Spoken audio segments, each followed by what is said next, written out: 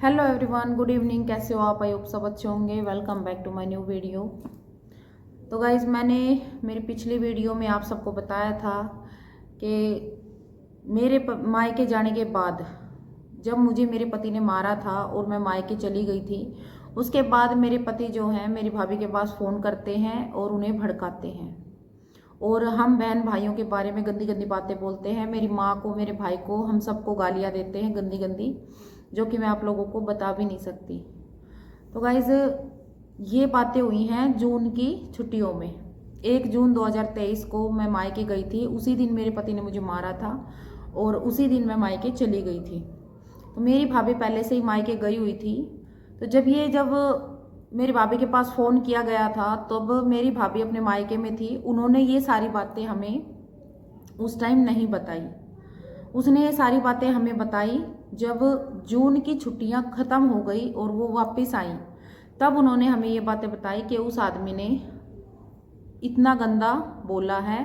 वो खुद भी ये बात कह रही थी कि इतना घटिया आदमी मैंने नहीं देखा, क्योंकि इस हद तक गंदा बोला है कि मैं भी आप लोगों को नहीं बता सकती, क्योंकि आप लोग बर्दाश्त नहीं कर पाओगे। और गाइज, ये बातें मुझे 1-1.5 महीने के बाद पता चलती है। 1 महीने के बाद पता चलती है, क्योंकि मेरे बच्चों की 1.5 महीने की छुट्टी थी।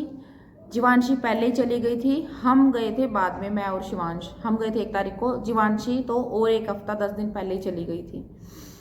तो गाइज, ये बात हमें 1 महीने बाद पता चलती है जब वो घर आती हैं। अगर उस टाइम मुझे ये बात पता चल जाती तो शायद उस दिन मेरा फैसला कुछ और ही होता। तो गाइस, छुट्टियों का 1 महीना मैं अपने मायके में ही रुकी थी, क्योंकि मुझे ये था कहीं ना कहीं कि शायद वो आदमी अपनी गलती पर पछताए, अपनी गलती का एहसास हो और मेरी ना सही बच्चों के बारे में सोचे कम से कम।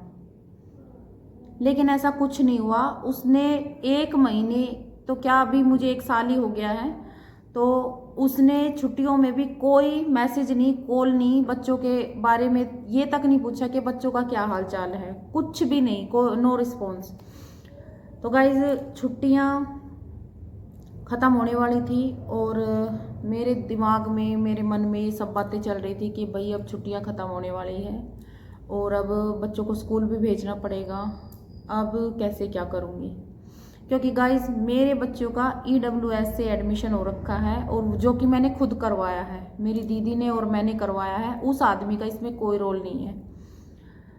EWS से प्राइवेट स्कूल में, अच्छा स्कूल है, पढ़ाई भी अच्छी होती है और मेरे बच्चों की सिर्फ ट्रांसपोर्ट फीस जाती है या कुछ एक्स्ट्रा एक्टिविटी के, बस।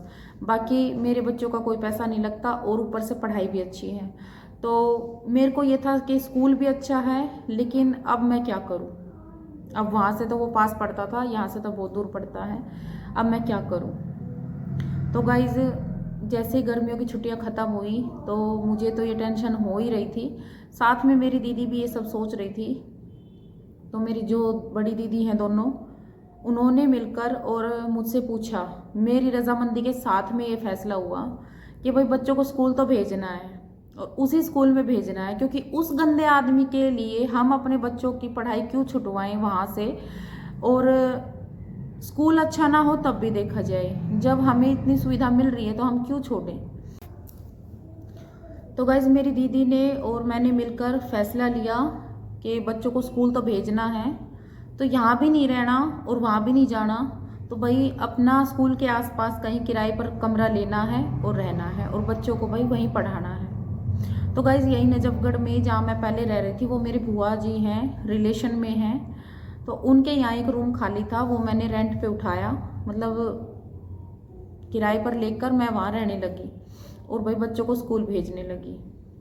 तो गाइज, ऐसा नहीं है कि मेरे भाई ने मुझे बोला नहीं, मेरे भाई ने बहुत बार बोला है कि चारों बच्चे एक साथ स्कूल चले जाएंगे, मैं यहीं एडमिशन करा देता हूँ। भाई मुझे खर्चा उठाना है, यहाँ भी, यहाँ रहेगी तो भी, वहाँ रहेगी तो भी, तो मैं चारों बच्चों का यहीं करा देता हूँ, क्योंकि मेरे पास कोई जॉब नहीं थी गाइज। तो मेरे भाई ने मुझे कई बार बोला, लेकिन मुझे ये सब सही नहीं लगा, क्योंकि मेरी बात को ना भाई सभी बहनें भी समझेंगी और वो भाई भी समझेगा जिनकी बहनों के साथ ऐसा कुछ हुआ होगा। तो गाइज, हम लड़कियों को शुरू दिन से एक बात बोली जाती है कि पति का घर ही तुम्हारा घर है। शादी के बाद ये बोला जाता है कि ससुराल में कि बेटी के दो घर होते हैं, मायके में भी और ससुराल में भी। लेकिन देखा जाए तो गाइज ऐसा नहीं है। जिस लड़की की ससुराल में इज्जत होती है, पति इज्जत करता है, उसी लड़की का ससुराल में भी घर होता है और मायके में भी, क्योंकि मायके वाले भी तभी इज्जत करते हैं जब ससुराल में उसकी इज्जत होती है। लेकिन अगर ससुराल में भी इज्जत ना हो और पति भी उसको मान सम्मान ना देना, तो उस लड़की का मायके में भी कोई घर नहीं होता। ये बात आप लोग समझ सकते हैं, मैं जानती हूँ। क्योंकि अगर कोई बेटी 2-4 दिन के लिए हंसी खुशी आती है ना, तो वो सबको अच्छी लगती है। लेकिन कोई बेटी के साथ, किसी बेटी के साथ ऐसा कुछ हो जाए और वो परमानेंटली वहाँ आके रहने लग जाए, तो वो किसी को अच्छी नहीं लगती। ये बात कड़वी है मगर सच है। और ये सिर्फ मेरी अकेले की बात नहीं है, मेरे जैसी कोई भी बहन लगा लो, अगर वो खुशी खुशी अपने घर आएगी सबको अच्छी लगेगी। लेकिन अगर उसके साथ कोई बात हो जाए और वो मजबूरी में आकर रहने लगे ना, तो किसी को ज़्यादा दिन अच्छी नहीं लगेगी। ये बात आप सभी जानते हैं।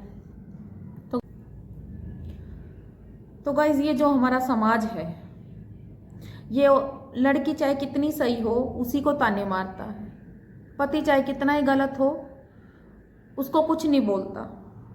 एक औरत को ही गलत ठहराया जाता है, पति चाहे कितनी गलतियां करे उसको कोई बोलता नहीं है। तो गाइज, ऐसा नहीं है कि मेरे भाई अच्छे नहीं है या मेरी माँ अच्छी नहीं है, मेरा भाई बहुत अच्छा है। मैं तो ये कहूँगी मेरे जैसा भाई हर बहन को मिले। मेरा भाई बहुत अच्छा है। अभी मेरे पापा इस दुनिया में नहीं है। मेरे पापा के जाने के बाद मेरे भाई ने मुझे कभी पापा की कमी महसूस नहीं होने दी। हालांकि वो मुझसे छोटा है, फिर भी उसने मुझे कभी मेरे पापा की कमी महसूस नहीं होने दी। तो गाइस, मेरे भाई ने मुझसे कई बार ये बात बोली कि यहीं रह ले और चारों बच्चों का एक साथ एडमिशन करा देते, चारों बच्चे एक साथ चले जाएंगे। लेकिन गाइज, मैंने बहुत सोच समझकर एक फैसला लिया कि नहीं भाई, मैं यहाँ नहीं रह सकती, लेकिन मैं जाऊंगी वहां पे नहीं। तो गाइज, मैंने ये फैसला बहुत सोच समझकर लिया था,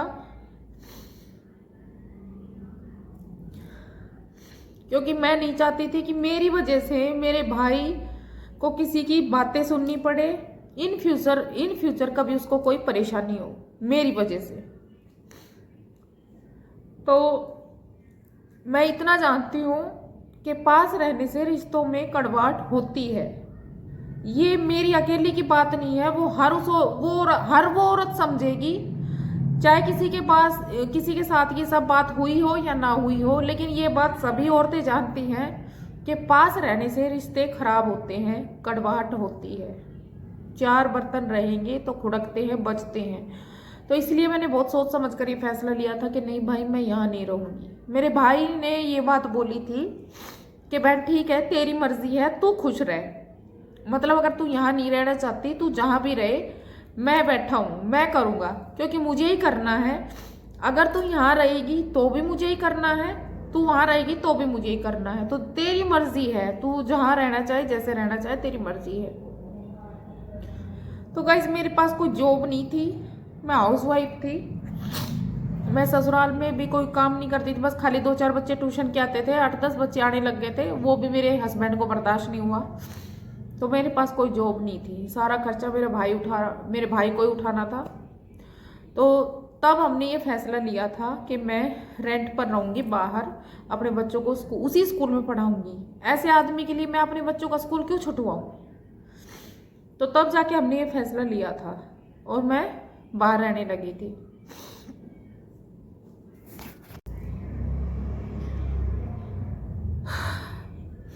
तो गाइज, वहां से लेकर और यहाँ तक का सफ़र, 1 साल का सफ़र, हमने इस 1 साल में कितने उतार चढ़ाव देखे। क्या क्या मेरी वजह से मेरे भाई को सुनना पड़ा, क्या क्या हम दोनों बहन भाइयों ने किया। तो सबने ही है, चारों बहन भाई ने, माँ ने। लेकिन इस भाई सबका साथ नहीं देता। भाई सबके ऐसे सपोर्ट नहीं करते, ऐसी मुसीबत में मेरे भाई ने किया है। और मेरे भाई ने इस 1 साल के सफर में मेरा इतना साथ दिया है क्या क्या हमने झेला है वो सब मैं आप लोगों को बताऊंगी धीरे धीरे करके। तो गाइज आप लोगों से रिक्वेस्ट है, आप लोग मुझसे ऐसे ही जुड़े रहिए और मुझे ऐसे सपोर्ट करते रहिए। और गाइज जितना हो सके मेरी प्लीज वीडियो को शेयर कीजिएगा। तो गाइज मैं आगे जो मेरे साथ हुआ इस 1 साल के अंदर अंदर वो सब मैं आप लोगों को बताऊंगी। तो ऐसे ही मेरी नेक्स्ट वीडियो में भी बने रहिएगा। नमस्कार।